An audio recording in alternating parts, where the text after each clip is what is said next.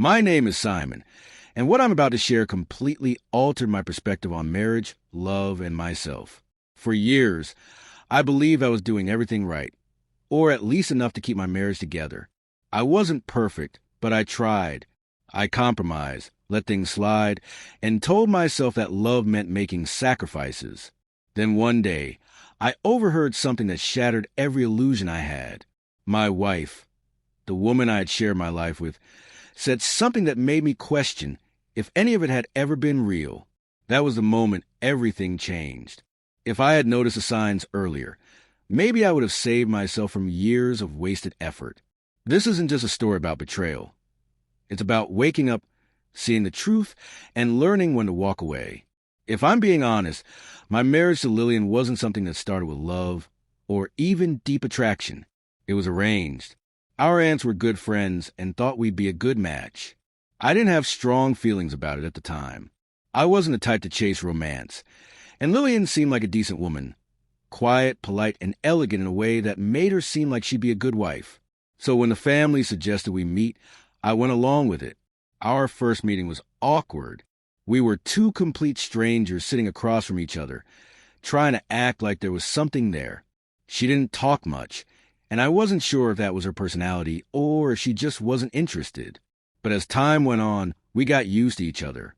Conversations became easier, and we learned the basics, our favorite foods, our thoughts on work, and how we viewed life. It wasn't a grand love story, but it was comfortable. A year later, we got married. It wasn't a big emotional event, just a traditional wedding with family, friends, and the usual expectations. Since I had heard that love could grow over time, I told myself that as long as we respected each other and worked toward the same future, things would fall into place. I won't lie and say it was perfect, but I thought it was fine. We had a routine. We weren't always fighting, so I figured maybe love would come later. Looking back now, I realized I was lying to myself. One evening, I got home from work exhausted and just wanted change. As I walked past the bedroom, I heard Lillian on the phone. I wasn't paying attention until I caught her saying, I'd never be with him again. She wasn't angry, just certain, like she had already made up her mind. My chest tightened. At first, I wasn't sure if she was talking about me, but as she kept speaking, it became clear. Something in me just broke. I stood there, frozen. She was telling her sister that if she had the chance, she'd never be with me again. It wasn't just that she was unhappy. It was that she regretted being with me in the first place. The realization felt like a punch to the gut. I wanted to walk into the room and ask her straight up what she meant. I wanted her to look me in the eye and say it again, but I didn't. Instead, I backed away, careful not to make a sound. I wasn't ready to face whatever truth was waiting for me behind that conversation. So I did nothing. I carried on as if I had heard nothing at all, but from that moment, something changed. I started seeing my wife differently. All the little things I had brushed aside started making sense. She had always been distant, never really opening up unless I asked her something directly. I used to think she was just reserved, that with time she'd get comfortable and let me in. But now I understood she had never truly let me in, not even from the start. It wasn't just emotional distance. I noticed how she complained more than usual, how she seemed irritated by things she used to tolerate. It was like she was slowly pushing me away, piece by piece, and I had been too blind to see it. I didn't say a word about what I heard. I wanted to, but something held me back. I just wasn't ready to hear it from her directly. I tried to move past it, bearing the whole thing deep inside me. I watched her closely in the weeks that followed. Then one evening, everything became clear. I got off work earlier than usual. I didn't call to let Lillian know I was coming home. I never had a reason to. Our apartment wasn't far, and I was looking forward to lying down for a bit before dinner. But when I stepped inside and walked to the bedroom, I saw them. Lillian was in our bed, wrapped in the arms of another man. My mind lagged behind reality. They were so engrossed in each other that they didn't even notice me at first. Then something inside me snapped. I didn't think. I just moved. I lunged at him. I don't even remember my fist hitting his face before he could react. My wife's lover grabbed the first thing he could, stumbling back, panicking, not expecting a fight. He struggled to free himself, shielding himself as I hit him again. Then, like a coward, he shoved past me, grabbed his clothes, and fled to the front door as if his life depended on it. For once, I didn't argue. I already knew. I took one last look at Lillian, this woman I had worked so hard to love and make happy. Then, in the calmest voice I could manage, I said, "You're free to be with him because this marriage is over." I turned to Lillian, expecting something, fear, regret, maybe even an apology. But no, instead of guilt, she was angry. "What the hell is wrong with you?" she screamed. "You had no right to hit him." That was it. I gathered some of my things, just enough to last a few days. I left that house without giving it a second glance. I checked into a small hotel, needing a place to stay. The room was simple, but more importantly, it was far from her. I sat on the edge of the bed, staring at the floor, my thoughts running over everything that had happened up until this point. And for the first time in years, I finally saw the truth. I had told myself that things would get better, that she would realize how hard I was trying. But no amount of effort could undo what had never been real in the first place. I reached for my phone, not really expecting anything, but I checked anyway. No calls, no messages. She wasn't going to fight for this, not even pretend to care that I was gone. Silence spoke louder than words, and I knew what needed to be done. If I had any lingering doubts about where I stood in her life, they died right then. I opened my browser, looked up divorce attorneys, and booked the first available appointment. I was done, sitting across from my lawyer. I barely paid attention as he went over the paperwork. My thoughts were elsewhere. The divorce moved quickly. I didn't even consider the cost. It didn't matter. I wasn't going to spend another second in a marriage where I was unwanted. The moment the confirmation email arrived, I exhaled with finality I hadn't felt in a long time. Lillian hadn't contested anything, which told me all I needed to know. She wanted out just as much as I did. But in the middle of everything, I learned something that made my stomach turn. The man I had walked in on, the one I swung at in pure rage, wasn't just some random guy. He was her ex. The same ex she once told me was toxic, abusive, and controlling.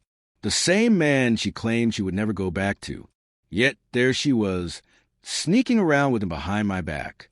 I couldn't believe how blind I had been.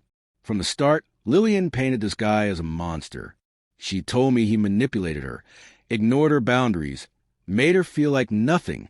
She said she was grateful to be in a stable, loving relationship with me. And like a fool, I believed her. I thought I was the safe choice. The man who would treat her right. The one who wouldn't hurt her like he did. But looking back, I started questioning everything. If he was so terrible, why did she run back to him the moment she had the chance? Had she ever really left him? Or had I just been the backup plan? The guy she settled for when she wanted something comfortable? The truth hit me hard. She never loved me. She probably liked the idea of me. The security, the stability, the way I bent over backward to make her happy. But love? That was never part of the equation. And the worst part? I had seen the signs. They were right in front of me the whole time. Yet I ignored them, convincing myself that love was something that grew over time. I thought if I was patient, if I just tried harder, she'd finally see how much I cared, that she'd finally love me back. But love doesn't work like that. You don't have to convince someone to love you. You don't have to prove your worth to a person who genuinely wants to be with you. And yet, that's exactly what I had done. I had lowered my standards and accepted less than I deserved just to keep someone who didn't even want to be kept. That realization stung more than the betrayal itself. Because in the end, Lillian wasn't the only one to blame. I had done this to myself. I had chosen to stay blind when the truth was staring me in the face. And that was something I would never let happen again. When the divorce was finalized, I didn't waste time looking back. I moved on, rebuilt, and put everything behind me. A few months later, I started hearing from mutual friends that Lillian wasn't doing as well as she had expected. At first, I wasn't interested. Her life wasn't my problem anymore. But then someone mentioned that the same man she cheated on me with was now beating her over the smallest issues. Lillian had run straight into the arms of the man she betrayed me for, probably thinking she had won, that she had traded up, that she had escaped a marriage she never wanted in the first place. I won't lie. Hearing it caught my attention. This was the same woman who had once sat across from me, looked me in the eyes, and told me stories about how toxic he was, how he used to yell at her, control her, make her feel worthless. And now, she had willingly gone back to him. The more I heard, the clearer it became. History was repeating itself. But this time, I wasn't the one trying to fix things. He had her under his thumb, dictating her every move. She couldn't go out when she wanted. She had to explain herself for the smallest things. And when he got angry, he didn't just shout, he hit her. And from what I was told, it was happening often.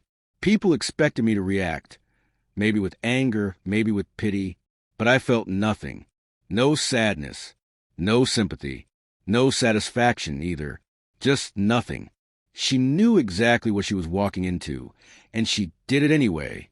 I wasn't her husband anymore, and I had no interest in whatever storm she had thrown herself into. She made her bed. Now she had to lie in it. Over a year later, life had moved on. So had I. Then, out of nowhere, a message popped up on my phone. It was Lillian. "Hey, I know I don't deserve to ask this, but can we talk?" I just stared at it. After everything, she had the nerve to reach out like we were old friends who had lost touch. I didn't respond. I didn't care, but she didn't stop there. More messages followed over the next few days. "I'm so sorry for everything. I didn't realize what I had until it was gone. I was selfish. I took your love for granted. You didn't deserve that. Please, Simon, just say something." I could almost hear her voice as I read her words, but they didn't stir anything in me. She had broken me down piece by piece, making me question my worth. Back then, I would have done anything to make her happy. I spent so much time thinking, if I love her harder, if I try more, she'll finally see me. But she never did. And now she wanted forgiveness. I didn't respond. Not because I want to be petty, but because her apology didn't make up for the nights I stayed up wondering why I was enough. It didn't fix the damage she had left behind.